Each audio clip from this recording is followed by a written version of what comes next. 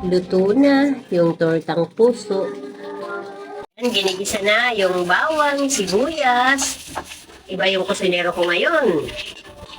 Yan. Inalagay niya na yung puso ng saging. Mabuti yung saging, may puso.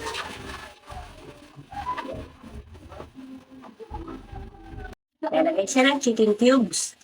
Maglalagay na ng paminta. Asin.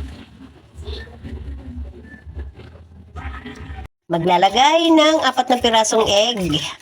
Binabati na siya. Mix well lang. Maglalagay ng magic sarap. Yan, ilalagay na yung puso ng saging sa itlog. Ibang luto naman yan. Muusok-usok pa. Pinalambot muna yung puso ng saging, ginisa. Bago hinalo sa egg. Mix well. Saan kabila ito na? Prituhin na natin yan. Anong tugas? Manood tayo. Pinipreto na ni Beans yung puso ng saging. Yan, dinalagyan na niya pa ng itlog. Isa pa. Tinikman ko yung tinortang puso. Ang sarap.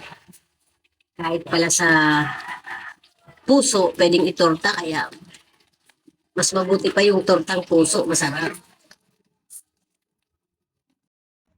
Yan na, 3 piraso na ang piniprito. Sabi kasi ni Beans, Mamis, bili tayo ng puso.